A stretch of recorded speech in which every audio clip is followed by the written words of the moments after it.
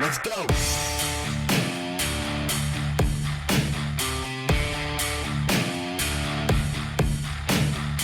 Welcome, everybody, to another edition of the Halftime Adjustments podcast. It is a beautiful Tuesday night, November 15th, and I got my best friend Colton with me on the phone today. We're doing it virtually over the internet. This is new stuff for us, right? Oh, yeah. Yeah, this will be interesting. Got a little sick. Had to get the social distancing back in order, so we'll see how everything comes through today. Hopefully it's not a complete disaster. Nah, we'll be all right. Everything's going to be totally fine, and Colton's going to be 100% soon, and we'll be back to normal like we usually do. So let's get right into the news, and let's start with some disheartening news to start, and that's Cooper Kupp. What a terrible injury to have on your team, because he is pretty much the backbone of your team. You drafted him so high. Yeah, this one hurts. This guy, he's going to be placed on IR. He's got a high ankle sprain, usually 4 to 6 weeks. But, I mean, the way that the Rams are playing, Colton, I feel like they have the option to shut him down for the rest of the year. And that's the saddest part about it, because he was playing so good. His utilization was so great, but they just overused him, I think. That's the problem. Yeah, they've definitely overused him big time. And sort of to your point, we're in week 11 now. So, I mean, you're talking about if they do shut him down for 6 weeks, he's not coming back until week 17. So for fantasy relevance, he's basically completely gone. You have to hope that over the next 6 weeks, you have enough firepower for him to hopefully play in most people's either, playoffs or Super Bowl, the semifinals or Super Bowl. So I just don't know that there's much that can be done here. It's best for them to just shut him down, given that he's a little older, give him some time to fully heal. But I got to give you credit, man. You hopped off this grenade at the perfect time. I just want to give a quick apology to the person that I traded Cooper Kupp to for Christian McCaffrey. Andre, I'm so sorry, dude. That is the worst timing ever. I traded Cooper Kupp for those of you that aren't in our league. I traded Cooper Kupp for Christian McCaffrey. And this injury just happened last week. It was the worst. It was the best timing for me, but it was the worst timing for him. It's terrible luck. And obviously, I traded away Cooper Kupp thinking that he was going to be great still. I mean, but it's rough to see. Yeah, I mean, I remember when that deal was done. I think I told you that I think you lost that side of the deal. Yeah. And I mean, it was one of those things, because we are in a keeper league, so I really just wanted the youth of Christian McCaffrey, because he's about 4 years younger than Cooper Kupp. So yeah, it was just a matter of time. I mean, this is probably the worst case scenario, I think. Honestly, Colton, I'm worried about Cooper Kupp long term now, because I feel like from now I'm trying to be positive about it, but I could see this kind of being the downfall of Cooper Kupp a little bit, especially if they shut him down for the rest of the year. I can start to see him declining quite a bit now. Oh yeah, I mean, I am right there with you. I mean, we're talking about a wide receiver who he's up there in age. He's 29. He's going to be 30 rolling into next year. We've seen. I mean, you got to look at some of the wide receivers that we've seen sort of fall off around that time frame. Odell Beckham Jr. We also saw that's when Megatron started to take his decline. We also had Julio Jones. That's when he started to have that turf toe basically every single offseason and going into the year that he just could never get healthy with. So, it's around that time where, like, your body just may not be able to recover from these injuries, and it just is a reoccurring thing. And so you hope that's not the case for him, but it really could be. Yeah, it's just the age thing for me too. Like you said, it was the decline of OBJ, it was the decline of Julio Jones. I mean, the only exception that we're seeing right now is DeAndre Hopkins, and and that could happen Yeah. any moment, to be honest. But yeah, And he's taken half the year off. Like, who knows where his body is if he played the entire season so far, you know? Exactly, yeah.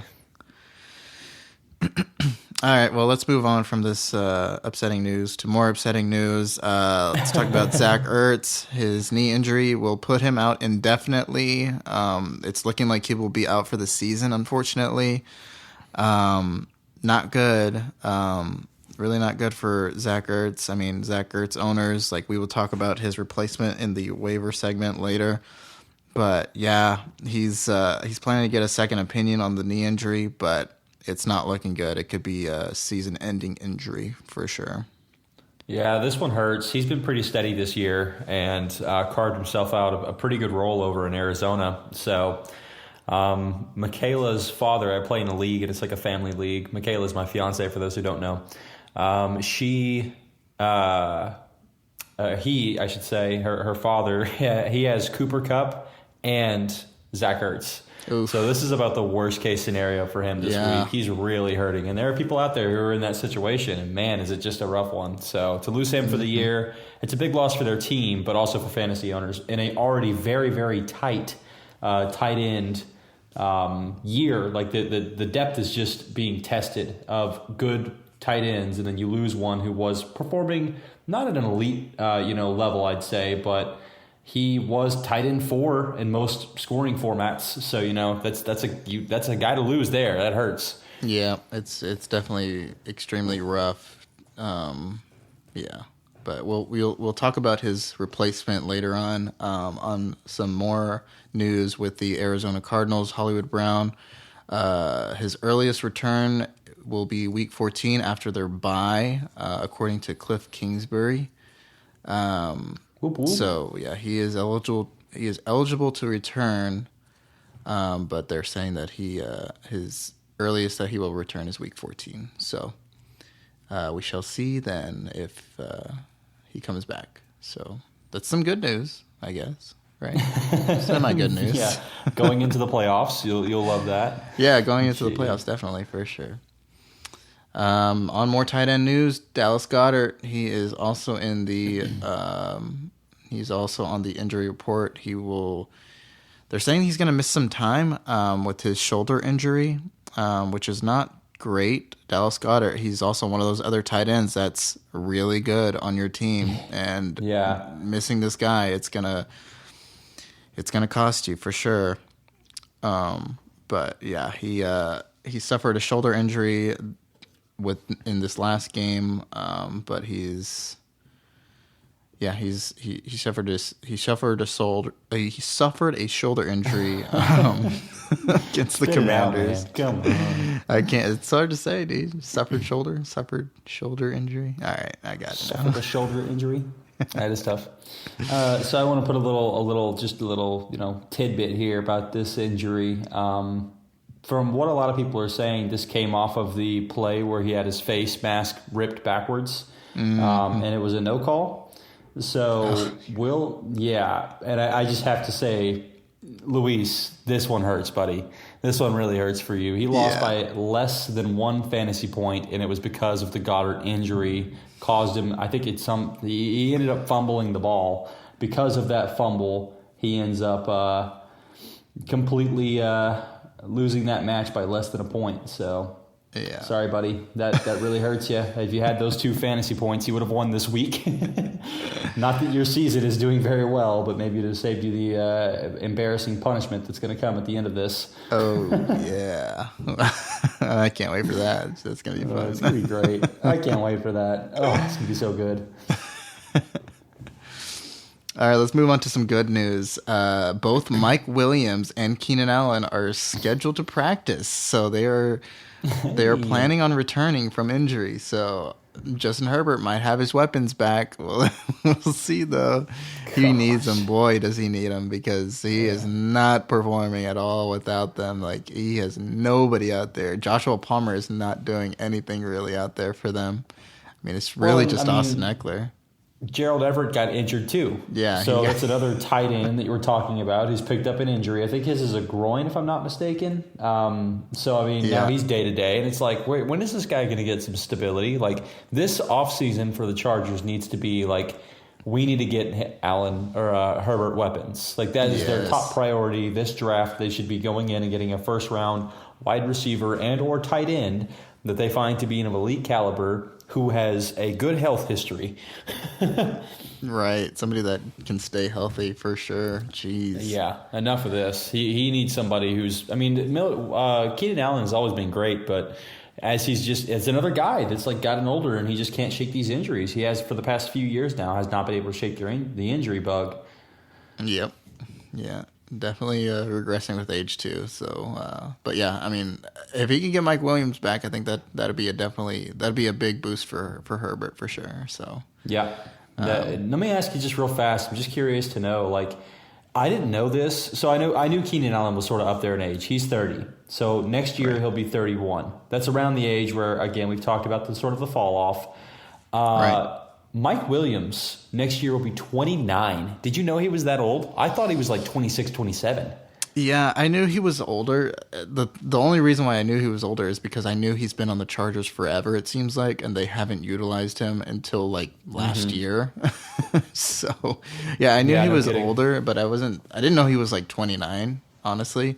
But yeah, I knew he was like next year he'll be 29. It's very, man, that'll be fun to see if his body can hold up. Right, yeah. That's why I think there's so much just like emphasis on getting another young stud for him. And even if you have to trade up, like one of the top 10, I mean, like they should be going after one of those elite wide receivers who can be the new X. Right. Yeah, for sure. And that way that you can fall back on somebody that's a little bit more reliable, or maybe even establish somebody that can be more reliable in the future. Oh, yeah. I mean, if you have Keenan Allen and Mike Williams lining up on opposite of whoever this young stud is, eventually, I think you let them keep their titles for sure. But when the injury bug gets these guys like it always does, that's when your young stud, who's, 6'4", 215, 220, steps up for you. So, that's what they have to really establish this offseason is who's going to be our next guy. Eckler's getting up there in age. They're an aging room, so they need to go do something about that. I think it needs to be addressed this draft for sure. Yep, I agree. Well, we'll see what happens in the offseason for sure, and especially whenever the draft comes along. But let's move on for now. Let's move on to this other person that is no longer playing for the Arizona Cardinals for the season, and that's Eno Benjamin. Derric, how are you feeling about this? Are you sweating a little bit? Are you at all worried? Because I have Dameon Pierce.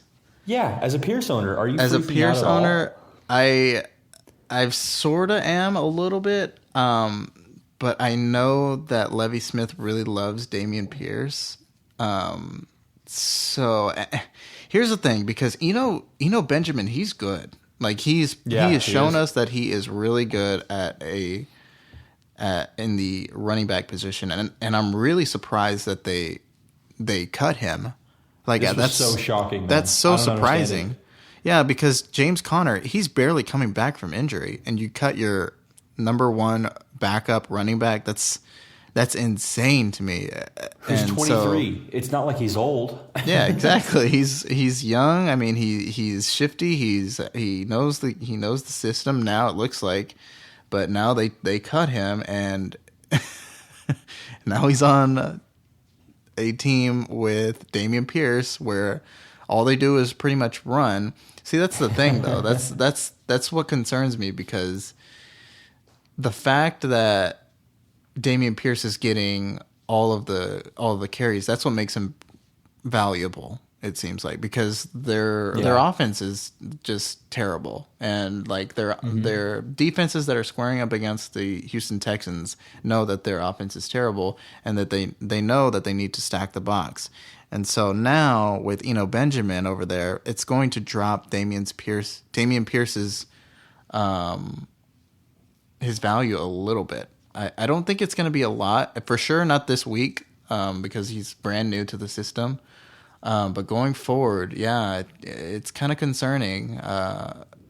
And especially if Dameon Pierce goes down, that's where the Texans scored by picking this guy up, because they got a good backup for sure. So just some depth. And I think you're right. I think probably in an ideal world, they're going to do like a 70-30 split where Pierce still has plenty of opportunity, but they'll have spells of, I look at this like Breece Hall, Michael Carter in their prime. And it can be frustrating because like we saw several times where Michael Carter was getting 2 touchdowns in a game because Breece Hall did, 86-yard runs and got it down to the 1-yard line. He needed to play off. Michael Carter scores the touchdown. And it's like, Jesus, man, how many times is this going to happen? I think you may have a little bit of that frustration where Pierce beats the hell out of him, works it down to the 3-yard line, and Benjamin scores it by just, happening to be in the back who's has energy. So you may have some of that frustration, but I think overall, I don't know that it hurts his value, and I think it actually helps his value a little bit.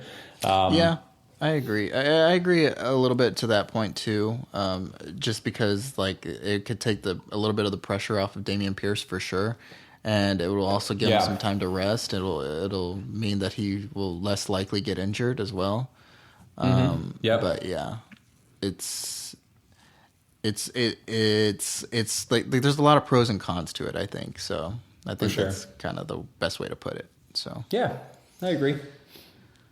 All right, let's move on to Juju Smith-Schuster. He is in concussion protocol, unfortunately. So he will be. Yeah, did you see that hit? I didn't see it. No, I didn't see the hit. Oh man, you need to go look that hit up. That hit was insane. The guy it looked to me like he was fully knocked out. It was one of those where it was like, damn, he knocked him out heavy. Because I think it was helmet to helmet as he was running across, and it was 2 defenders who were tangled up there. And he caught him right on the helmet, and his neck sort of went like into his shoulder pad. And it was an ugly looking hit, man. It's worth a Google. Go look that up. Yeah, I don't even know if I want to. That's terrible. It sounds so bad. I didn't even want to look at Tua's, and that was bad too. And see, it's not as bad as Tua's, but his hands sort of did the same thing, where his hands were sort of frozen in place. Yeah, that's rough. It was one of those where like you could tell he clearly got rocked big time. Yeah, that's rough to look at. Ugh, yeah, man. Well, he probably won't play this week, which makes the other options over there in. He probably can't count this week. I don't think he's playing this week. All love. I hope you get better, Juju. Yeah, we hope you get better, Juju. Don't worry, you'll be all right. If Tua can come back, TikTok dancing in no time. Yeah, exactly. All right, let's move on to Jerry Jeudy.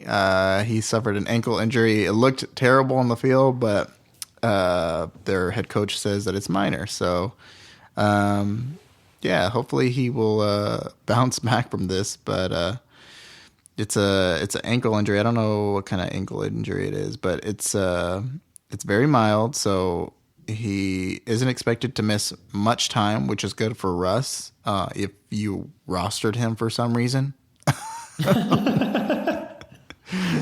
But yeah, I mean, I don't know. I think Jerry Jeudy was probably the main focal point, I guess, for Russ in a way. I mean, it's hard to start Cortland Sutton right now. Greg Dulcich just put up trash points, so I don't know. Everybody from that team doesn't bode well. I mean, they are going up against the Raiders this week, so maybe Russ is a better choice. But with Jeudy out, I feel like this hurts Russ's value if it wasn't already hurt from the start of I just don't know. I'm just avoiding this team like the plague. Yeah.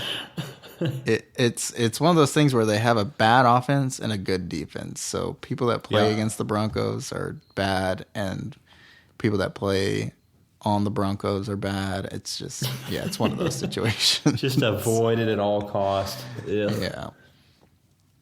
All right, moving on. Let's get on some good news. Matt Ryan, he's the starter again. Jeff Saturday is 1-0, by the way. Never coached a day in his life, and he's 1-0. I guess anybody could do it, right? I mean, you know what? I don't know why I'm here. I should just start coaching. Honestly, it's just a terrible team. Who's bad right now? Who needs a head coach? Falcons. Yeah, I'll be on the Falcons. I'll just apply. Yeah, it's gonna take the Falcons' job. They're gonna need it.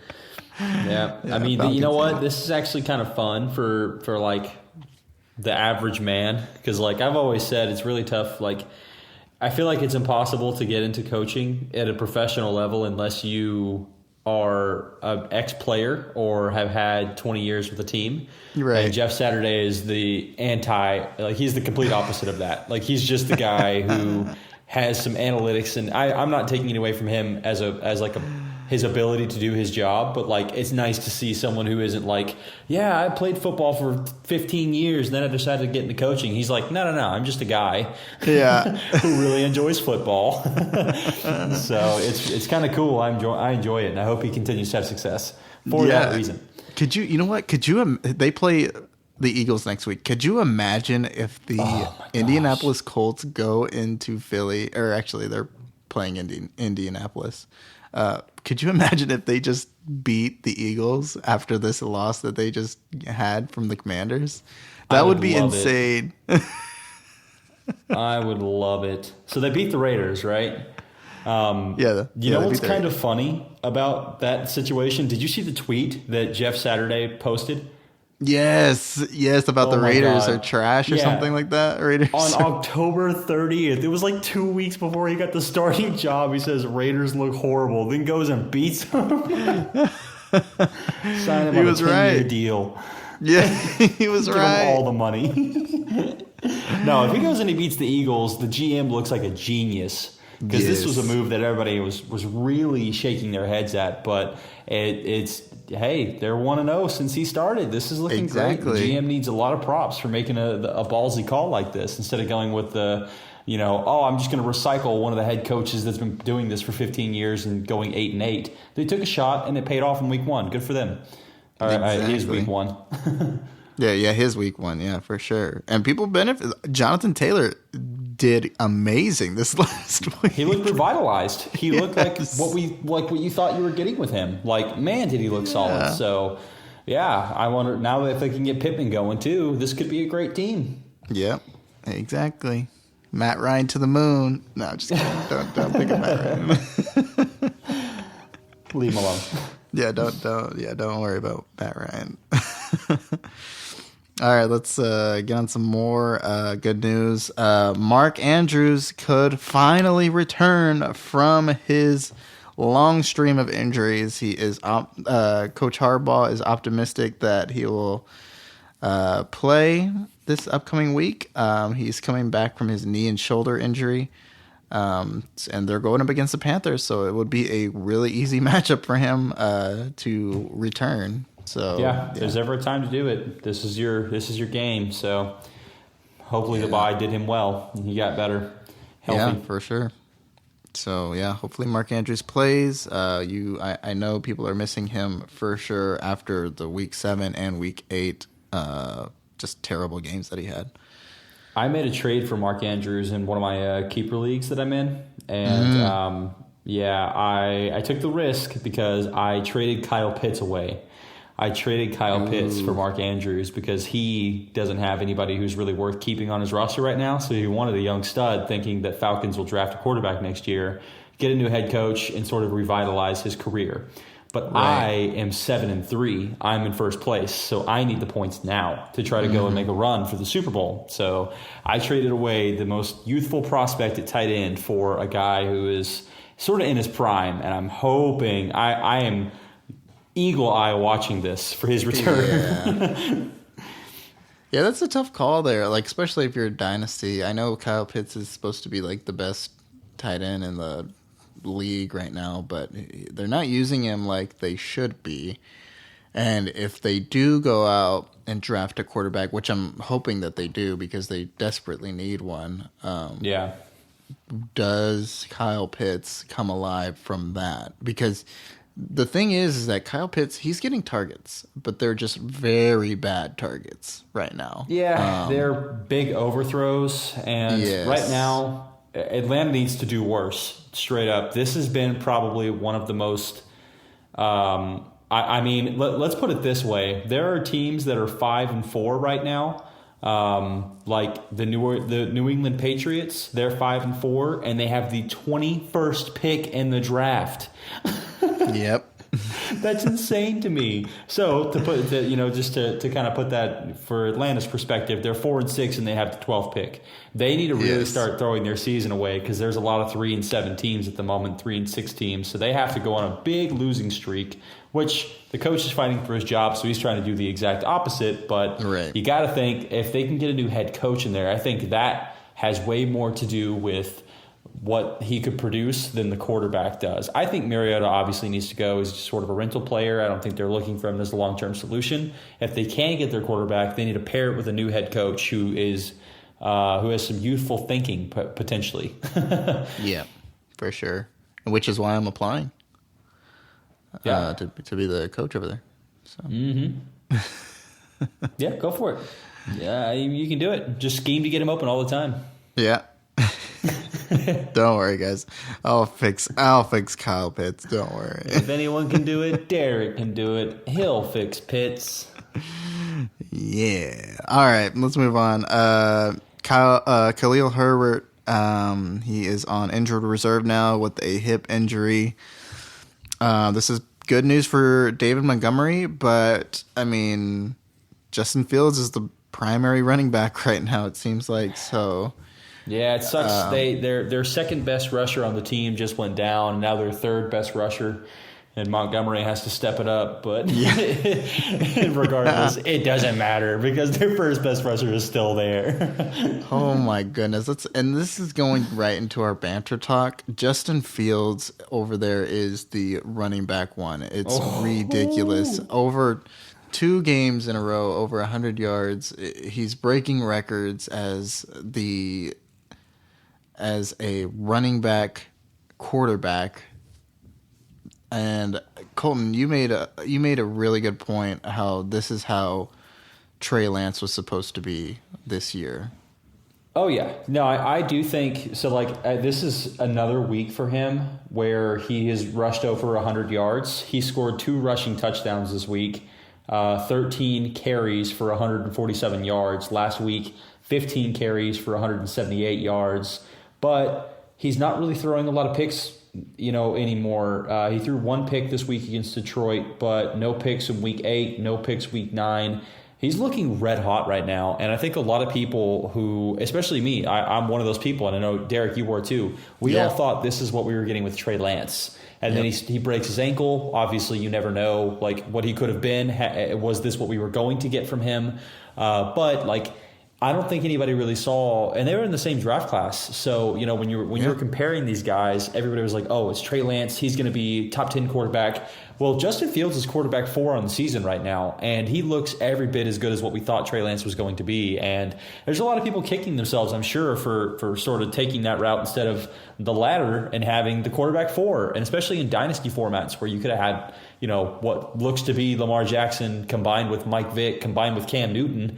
This guy looks so good. He's so fun to watch right now.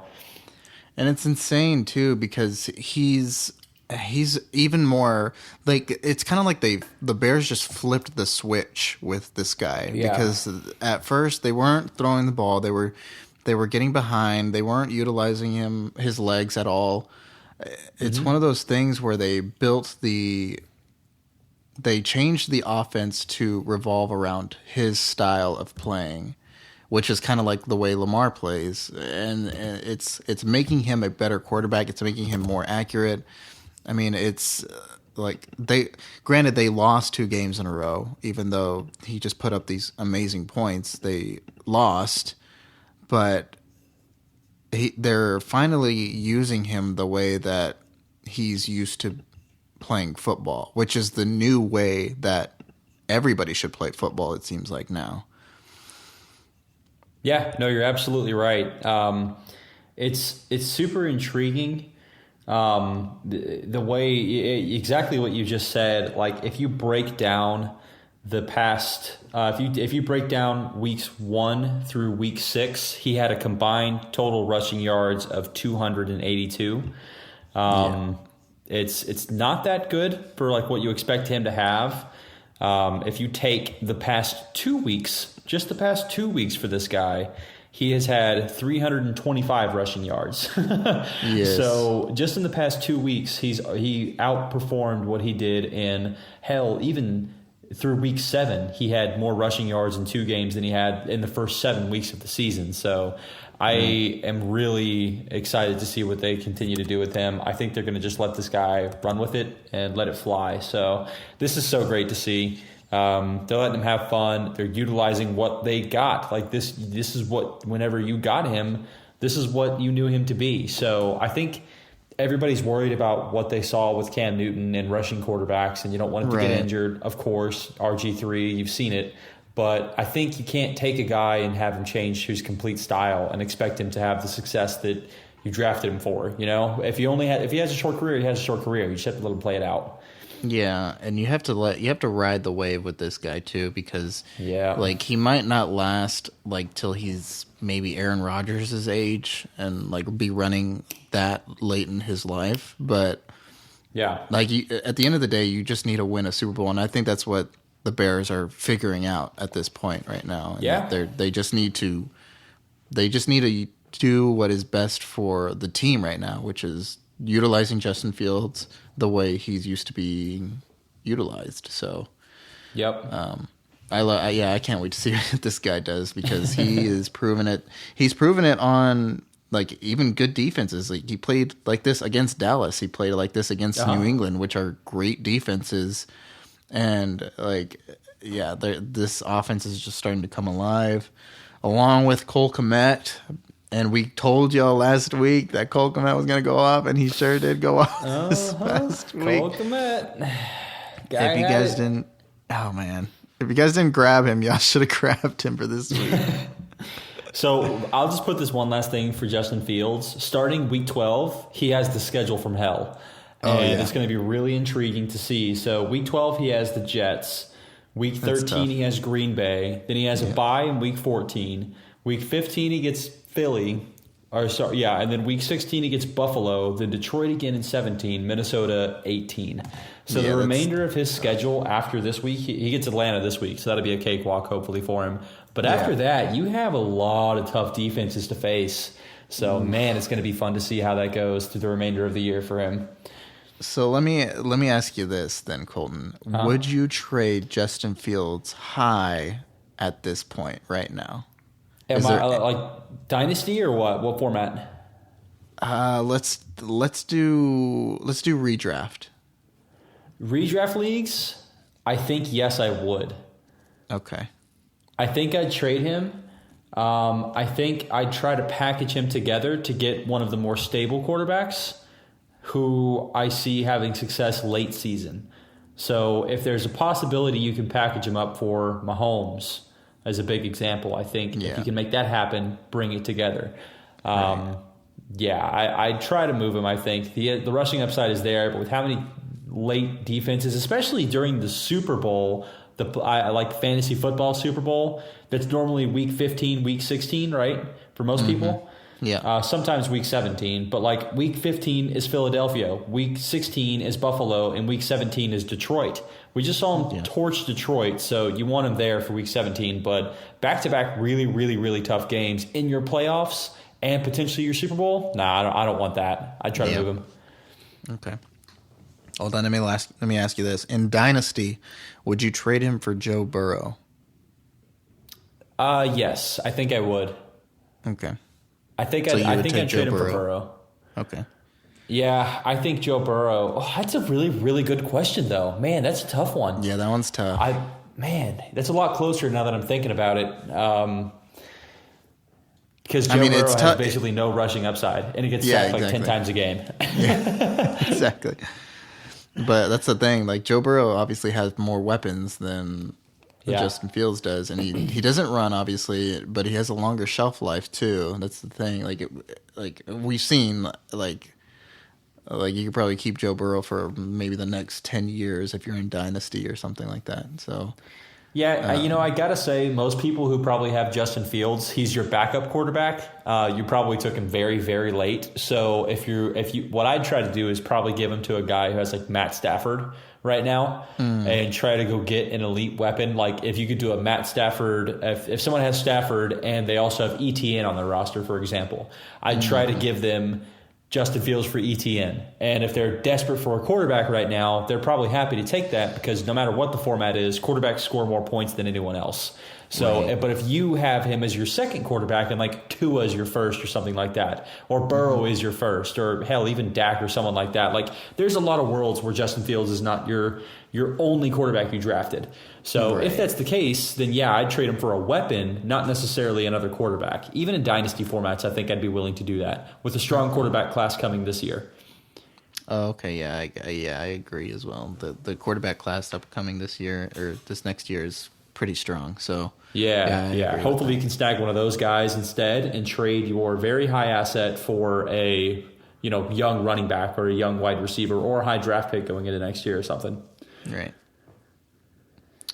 All right. Well, let's move on from Justin Fields. I know we could talk about him all day. He's a freaking stud right now. But let's start talking about Christian McCaffrey and Elijah Mitchell. This was kind of a shocker for pretty much a lot of people. Christian McCaffrey, 15 carries, and Elijah Mitchell, 18 carries. This was kind of like to add on to that, I want to add that Christian McCaffrey is Kyle Shanahan is saying that they want to use Christian McCaffrey and Elijah Mitchell kind of evenly, which is kind of shocking. I did not think that was going to be a thing. I mean, obviously Elijah Mitchell is really good at his position, but I mean, Christian McCaffrey is clearly the better running back, and it's kind of shocking to see how they are going to be used 50-50 pretty much, it looks like, going forward. And so, like, the thing is that this San Francisco offense is going to be using the heck out of their running backs. So that's the only reason why I'm not too concerned on the Christian McCaffrey's value. But it will be taking away from some of his touches. So, yeah, I honestly think that they can't say they're having to be political about this, and they can't say what the obvious answer is, which is both of our guys are made of glass, and they both have extensive injury histories now of very common injuries like ankle sprains, shoulders injuries, shin splints. Stuff like that, lower body issues. Right. So I think at this point, he's saying the political answer of, we wanted to utilize both these guys. I think it's just workload management, to be quite honest with you. Yeah.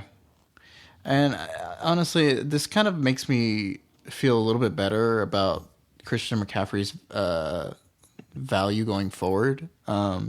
Just because, like, in Carolina, he was used on every single down, and it's one of those situations like Ezekiel Elliott had, where he kind of went downhill because of this, and he was kind of like in the same like situation, but it kind of makes me have more clarity on Christian McCaffrey's future going forward, because obviously he's been injury prone. He has a history of just not playing full seasons because he's been injured, but that's also because he's been playing every single down. And so now you have double the running backs, which could make his role a little bit less harsh, if you will.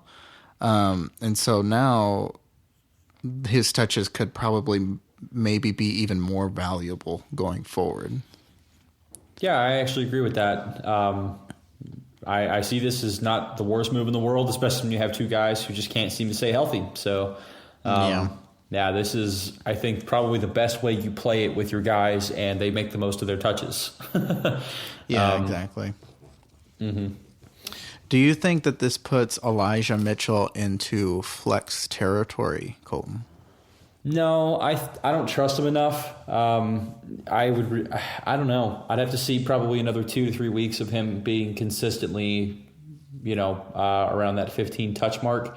If he starts going down to 10 touches and we start to see McCaffrey go up to around 20, I don't think that's enough volume for me to have him as a flex with how good wide receivers have been this year. So yeah. I'd give it 2 to 3 more weeks to see, like, all right, what is your volume consistently being at? Let's get your average over 3 to 4 weeks here and see what that number is. Is it 15 or is it 10? Is it 8? What are you actually going to be at? Are you injured again? There's a lot of question marks with this guy, so I think I'm gonna hold and think that I probably have some better players. Yeah. Do you trust Elijah Mitchell more than Clyde Edwards-Helaire? I'm gonna say yes. I would also say yes. I agree with you on that. He's been pretty bad this year. I mean, his own team doesn't even trust him, clearly. It's insane how he got 0 points. He was just completely out of the lineup. Like, he did not do anything. He was healthy. He didn't. Yeah. He wasn't injured. He was fine. But he didn't do a single thing this last week. He got 1 pass, and he didn't catch it. Yeah, he's pretty ineffective these days. I think they are pretty over the experiment, and that's why they went with Pacheco. And it's clear he's starting to get that usage. So yeah, I think I'm out on CEH pretty much completely. Yeah, I'd rather have Mitchell. Yeah, I would definitely rather have Mitchell going forward as well. Clyde Edwards was one of our drop candidates last week, and we discussed this. But yeah, it's crazy because he, for the first 4 weeks, he was awesome. Clyde Edwards was amazing. Like he looked like he was the steal of the draft. He was just getting traded all over the place for just top guys, and now he's droppable. That's crazy. That's insane to me. How does that happen? This is a weird one. This one doesn't make a whole lot of sense to me because he had the pedigree. He played at LSU. He's won a national title. You saw with the volume, he started to have some success, and then it just sort of I don't know. They just were that's something they saw in the guy they didn't like. Maybe it was the inefficiency with his run. I would be curious to see what his average yards per carry are this season. Yeah. He's gotten the flashy touchdowns for sure and short yardage usage, but maybe just in between the 20-yard line of their own end zone of their own territory to the 20-yard line of the enemy territory. Maybe that he's just so ineffective during that time that he's not worth having. Right. Well, I guess we'll see what happens. We will talk about his predecessor later in the waiver segment. But let's move on to this insane Vikings and Bills game first. Let's talk about how insane. This was probably the game of the year, honestly. Oh, my gosh, it was. And in hindsight, Josh Allen should have definitely just kneeled in the in the end zone. Taking the safety. Yeah. Oh, that's so disheartening to see. And the problem is that the Bills actually came back at the end for the Vikings to just win it. Yep. Yeah, it's a bummer. It really hurts. I like the Bills a lot, and I think, I don't know, this was kind of a statement game for the Vikings. They really played so good. They played so solid. They really did. Kirk Cousins was playing out of his mind. Dalvin Cook rips off that 81-yard touchdown. Ridiculous. Big time. But yeah, Vikings definitely showed up, and the Bills have lost 2 games in a row. That's insane. Yeah. It is. Are we not hearing enough on the injury to Josh Allen's elbow? Is he having to change his throwing mechanics or not trusting his arm the way he should be? Because the UCL injury is apparently very close to what pitchers experience with Tommy John's, which is an injury that when you have it in a pitching perspective takes you out for over a year, and it takes a lot of rehab on your elbow to get up that UCL strength again. So Is this something that he just doesn't trust himself on? Is that playing a factor? What do you think? Yeah, I don't know. It's one of those things where you see his stat line, and he threw for 330 yards, but his accuracy was a little questionable. He was 29 for 43, which isn't that bad if you look at it from just the stats. But he also threw 2 interceptions, which is kind of surprising because he usually doesn't really throw that many interceptions. Did you know he leads the league in interceptions this year? He with 10. He has the highest interceptions of anyone. The past 3 games, he's thrown 6 interceptions in total. 2 interceptions per game. Okay. Yeah, that's insane. Yeah, that's pretty wild. But, yeah, I mean, it could be playing a factor for sure. I mean, they haven't really been saying anything other than what they already said about his UCL injury. And it's concerning a little bit because you definitely want to see this guy 100% healthy. You definitely don't want to play him if he's injured at all.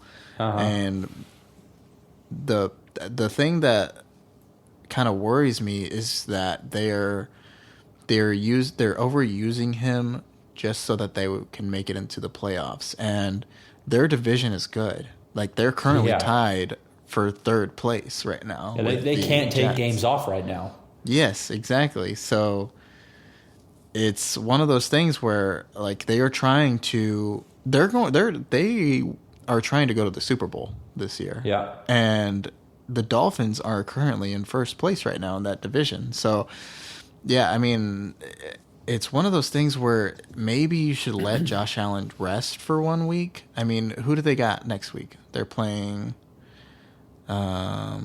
let's see. Let me check real quick. They are playing the Browns next week and then the Lions. I feel like Josh Allen can sit out one of those weeks just to get him 100% healthy because you need him for the Patriots, the Jets, and the Dolphins. Those are division games. You have to have him. You're so right. Yeah, you should rest him for one of those games at least so that way you can be 100% for your division rivals so that way you can get to the 1st place eventually. So, yeah, I mean, I think they should definitely keep in mind his health, and because Josh Allen wants to play, obviously, and you gotta protect him from him pretty much at that point. Yeah, it's one of those things for sure. But yeah, I mean, obviously, hope for the best for Josh Allen. But I mean, if there was any week that you could sit him for 1 week, it's these next upcoming weeks for sure. If it is a lingering issue that's prohibiting him from playing at his absolute best, for sure. But I mean, you definitely have Diggs over there just trying his hardest, making those one-handed catches. Did you see by far two of the best catches out of any other game? Diggs and Justin Jefferson, both of them had 2 amazing catches on that game. Man, I think Justin Jefferson's was a little better because he pretty much ripped it out of a defender's hands, like as they had 2 hands on the ball. But Justin Jefferson, it was like an OBJ catch plus ripping it out of somebody else's hands. Yeah, ripping it out. Yeah, no, you're right. It definitely was. He was the man on that one. I don't know.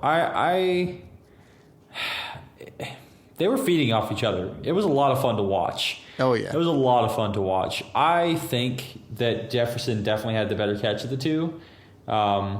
But, man, this game, these wide receivers were playing their hearts out for their quarterbacks. Oh, yeah. And it showed. So, yeah, I'm hoping for better matchups like this. Enough Thursday night football games. Give us this every week. Yeah. Start giving us more games like this. I mean, hell, we had that game. We had the Cowboys game that went into overtime. Heartbreaker, but it was a good game. Yeah. We had the Commanders upset, which was, another just wow. This was a good week for football. Like as a fan, there were some really good watches. Yeah, absolutely. There were some really good watches this week. That just being one of them. The Vikings and Bills game for sure was a great game. So much fun. Let's move on from another game from the games real quick. Let's start talking about Kadarius Toney and his utilization. That's a fun one. especially coming up this week, if they don't have Juju Smith-Schuster, that's one thing to keep in mind. That, I mean, we'll talk about him a little bit later too in the waivers, but he's going to be. New York Giants should have utilized him like the Chiefs are using him right now. I don't understand why they didn't use him like this. Yeah, it's hard to say why. They keep saying, he was a locker room guy. It wasn't working out. But right. Maybe he just didn't like the way he was being played, because he's gone to KC and shown that he had that first-round talent that they took him with. So, yeah, I don't know, man. I don't know what the issue over there is with wide receivers not liking the environment. We saw OBJ said that it was a cancer and, that he was the problem. Then we saw Kenny Golladay. They said he was the problem. Then it was Tony. They said he was the problem. They shipped all these guys out. When are they going to start looking internally? Right. We've seen 3 amazing wide receivers that they shipped out because they were the issues. You may need to start looking at yourself here. This is starting to become a trend with your locker room. Yeah, exactly. I mean, yeah, I don't know. I don't know what the Giants are needing right now, but they and especially if they're trying to get OBJ back over there, and if you already have kind of ended on bad terms with him, I don't understand what they're doing right now. That's kind of confusing. I think they're panicking big time, because you just saw what Tony did. Apparently, there's rumors that they're willing to just straight up cut Kenny Golladay at this point and eat the salary. And just take the cap hit. Just say, screw it, you're gone.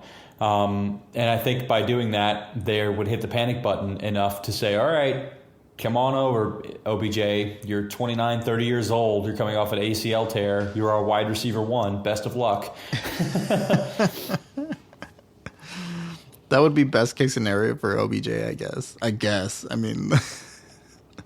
It's where he's going to get the most money. They're going to be willing to pay him, and there's rumors that he's requesting a multi-year, $20 million per year contract. Oh, great. So if they're willing to pay that, I think he goes there, and it's he's come back. He tried a few teams, didn't work out, went and got his ring. Now go help New York win their ring, something like that. He could spin that storyline, and I think because of where they are, they'd be desperate enough to pay him. Basically, he'd get a free checkbook, and they'd say, write the number you want and come over here.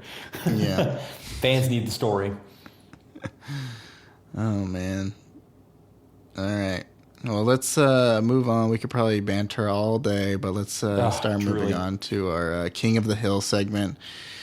And we had some shockers this last week. We had Jonathan Taylor finally coming alive, and he is our King of the Hill for running back.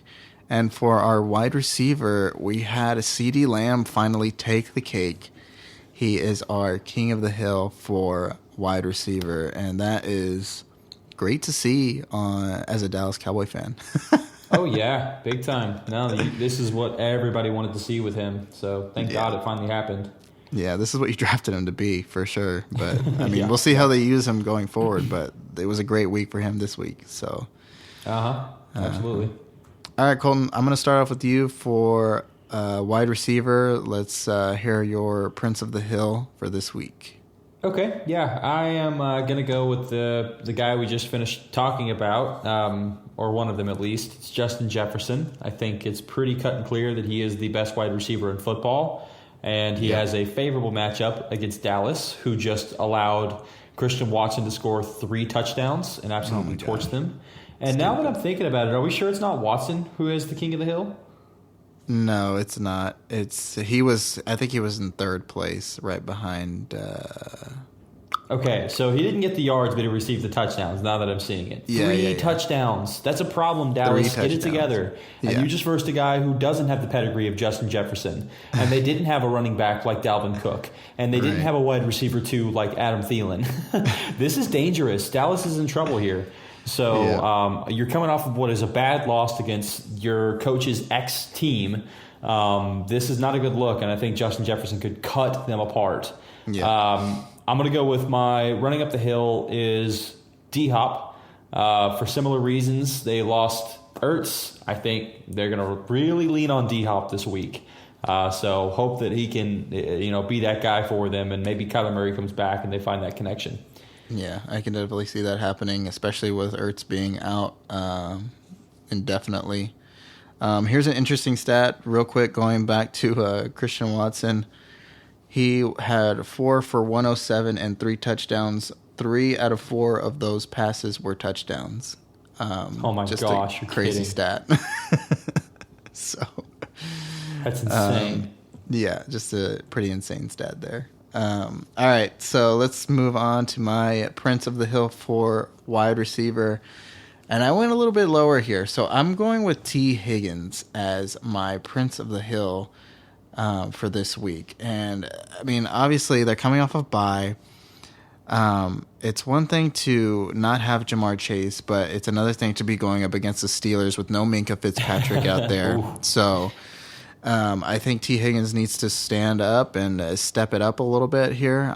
But yeah, I don't think Joe Mixon is going to take all of the touchdowns like he did the last week that they played. But yeah, I think T. Higgins should have a great week here against the Steelers. So yeah, T. Higgins is my Prince of the Hill, and for my running up the hill, it's actually going to be Kadarius Toney, and I have a lot of trust in him this week with no Juju Smith-Schuster. He's being utilized like Tyreek Hill right now. He's obviously not as fast, but he's being used so well over there right now, and I think Patrick Mahomes and Kadarius Toney get a great game against the Los Angeles Chargers, who have a terrible defense. But yeah, I'm going to go with Kadarius Toney here. That's my gut call. I love Toney. I don't like Higgins. And I'm just going to really, really fast here say why I don't like Higgins.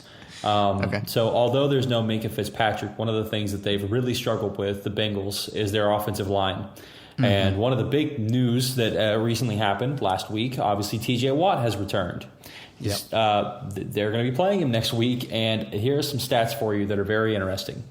With and without TJ Watt, here's what the team looks like. The team record is 52 wins, 24 losses with TJ Watt. Without him, they're 0-6.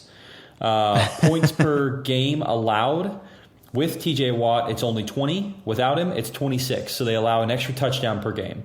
Okay. Sacks per game, TJ Watt, 3.5 sacks per game. Without him, 1.7. So basically 2 more sacks per game. Mm-hmm. This guy's he's a game wrecker. And he clearly has a massive influential difference on the outcome of a game when he is in, and they have to deal with him all game long. So I don't know if Burrow's going to have time to even see straight, much less throw the ball downfield, even when there's no Minkah Fitzpatrick. So watch out for that. Yeah, that's a good point. Yeah, for sure. That's definitely a good point. I still see T. Higgins as my Prince of the Hill, though. I still see him doing well over there. So no, that's just my little red flag. Yeah, but we'll see. Yeah. We'll come back to this and see how it ended up being. Yes, absolutely. All right, let's move on to running backs. And Colton, I want you to go first and tell me your running back Prince of the Hill. Sure. Prince of the Hill, I'm going Austin Eckler. Pretty fairly obvious why you're selecting a guy like him. But I went a little riskier on my running up the hill, and it was James Conner. Coming off of the injury, Benjamin, as we discussed, is gone. I think the opportunity is there. So I'm going very pot committed to the Cardinals this week. Yeah. So hopefully one of these guys will hit. You know what would be great? If they both hit. If it's just an explosive team and it's James Conner and D-Hop as the we haven't seen 2 guys from one team be top dogs. So it'd be crazy to see. Yeah, that'd be pretty wild. They just put up just insane points. That's the only way it would work. They put up 40 points. Let's see it. Come on, Kyler. You took a week off with your injury. Time to come back and take them by storm. Yeah. I mean, the thing is, the only reason why I like James Conner going forward, I really do like him going forward, but I don't like him this week because they're going up against San Francisco. I also don't like D-Hop really this week because of the same thing. They're going up against San Francisco. San Francisco's D is no joke. They're really good, especially against the run. So I mean, I guess we'll see how it goes. Just rain on my parade.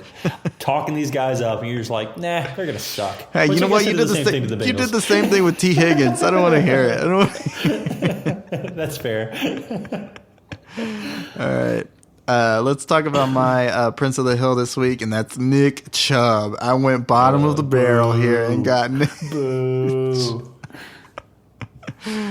Yeah, Nick Chubb, he's going to be great against the Bills. I feel like it's going to be snowing over there, so they're going to have a field day with snow on the ground. Nick Chubb is going to be ice, and he's going to just completely skate all over the Bills, which don't have that great I love of all these a winter run game. references.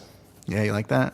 That's great. Nick Chubb is going to be chilly out there in Buffalo.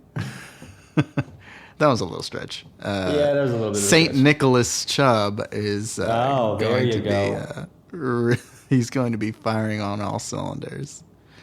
That's better. All right, and for my running up the hill, and you know what, Colton? I did the exact opposite. I did the exact same thing that you did.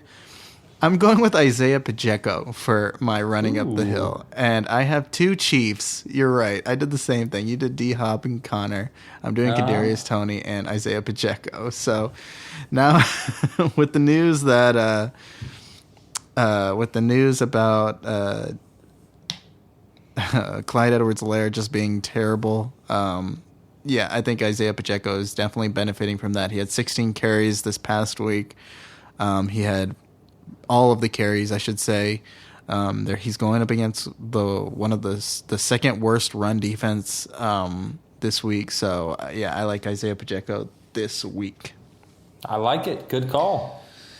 All right, those are our King of the Hill picks, and now let's move on to our waivers, and there are quite a few of them, so let's bounce off of them real quick. First one is my running up the hill, which is Isaiah Pacheco. He is only rostered in about 20-ish% of leagues, so you can get this guy for pretty cheap for if you have Fab. Maybe not cheap. I shouldn't say cheap, but you should be. He should be keying in available on this guy right now. Yeah, he should definitely be available right now. It's not Clyde Edwards-Helaire anymore. I mean, from what we've seen so far, it's Isaiah Pacheco, and so we are really liking the way his outlook looks going forward. All right, let's move on to our next guy, which is Kadarius Toney. He's rostered a little bit higher. Like he's in a lot more. He's in a lot more teams, but you can still get this guy, and he's proving it to be Patrick Mahomes' wide receiver one right now. He's starting to come alive. Sorry, let me rephrase that. He's his wide receiver two behind Travis Kelce, obviously. True. But yeah, Kadarius Toney, he's starting to come alive out there, and he's not rostered in every single league, so you should be able to get him pretty soon. So yeah. All right, Colton, I want you to tell me about this next guy, and that's Trey McBride, the backup for Zach Ertz. Yeah, Trey McBride, obviously, I think this is sort of just a housekeeping thing. If you have Zach Ertz, you should be trying to make a move for Trey McBride. With Zach Ertz basically done for the season, McBride was a second-round pick. They took him pretty high. This is his rookie campaign, but I do think that there's opportunity for him now. He did haul in his targets for, I think it was like 30-something yards. Let's look to see real fast. Yeah, 4 targets for 40 yards.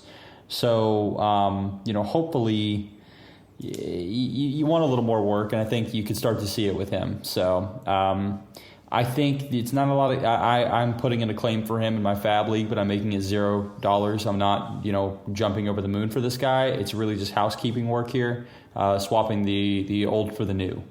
So my other guy is again sort of similar. I've talked about him a few times now, and he's sort of been hit or miss, but I think you can see a more steady role from Ben Skoranek now. There is a massive vacancy now that Kupp is gone. Kupp was receiving a ridiculous amount of targets per game, like upwards of 19 in some games. With an average of right around, it's ridiculous how much he was receiving. So now there's a massive vacancy, and I think Ben Skoranek is the closest guy when you look at what Kupp was. I think, he fits that role. In the games that I've seen, he's quick, he's shifty, and can probably play in that same space. Allen Robinson is, I still think they're X. But I don't know how, I don't know how he fits into this league if he's still like a wide receiver 1. Ben Skoranek is 6'3". Cooper Kupp was 6'2". They both have very similar builds. They're both like sort of shifty guys. So I don't know. I just this is sort of a gut call, but I think he's going to see a very an increased workload here. So I have him high on my list of guys. Yeah, I could definitely see it with him for sure. Allen Robinson's more of like the jump ball type of player who jumps up and can like beat those 50-50 shots. Ben Skoranek has a much more comparable build to Cooper Kupp for sure. I also think Tyler Higbee is going to be utilized a lot now that Cooper Kupp is gone. Ben Skoranek is definitely somebody you should be looking for and picking up if you need a wide receiver going forward. Yeah, just last thing I'll say about him, he's only 25, so he's still hungry in this league to make a name for himself. So I think now the opportunity is there. He could provide a good late season run. May not be, the wide receiver 1, going forward for you, but I think he could be a good, like one of those guys that you pick up and has a really good Super Bowl run for you. Yeah, exactly. Yeah. I like that take. All right, let's move on to our quarterback streamer this week, and that is going to be Daniel Jones against the Detroit Lions. Everybody that plays the Detroit Lions always has a good game, it seems like. But Daniel Jones this is his week to be something great. I feel like he's going to benefit from the fact that they're going to have to score a lot of points. I also think Saquon Barkley is a good play as well. It's Daniel Jones. I can see him running for a couple of touchdowns like he did back in week 4 against the Bears. So, I feel like he's a really good play this week. And then let's move on to our last but not least, which is our defensive pickup. And this is moving forward as well. I really like the Washington Commanders going forward. And they're getting Chase Young back, which is obviously that's a game changer. But they just shut down the best team in the league right now, which is the Philadelphia Eagles, which is insane. And if you look at their schedule going forward, they have the Houston Texans this week, so you should definitely be streaming them this week for sure. That's an easy matchup. It's literally the running game, and I think Chase Young, now that he's coming back, could shut them down. And then they have Atlanta. They have the Giants in Week 13, which is not too scary.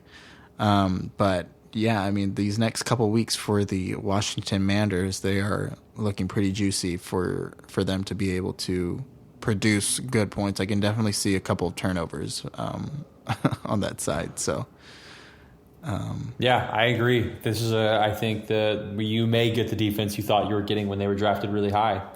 So time for them to show up. Late season run. Yeah, for sure. And this is what we thought they were going to be like last year, for sure. Like bearing that Chase Young didn't get injured. But maybe it's happening now. But I guess we'll see to come. But definitely these next 2 weeks are good streaming options for the Washington Commanders. So for sure. All right, I think that will do it for us today. It has been a great night of fantasy football talk. I hope everybody has a great week. I hope everybody wins their games this week as well. Feel free to message us on Twitter at halftime_ADJ. We are on Spotify and Apple Podcasts. And I appreciate everybody tuning in, and we will see you guys next week. Later.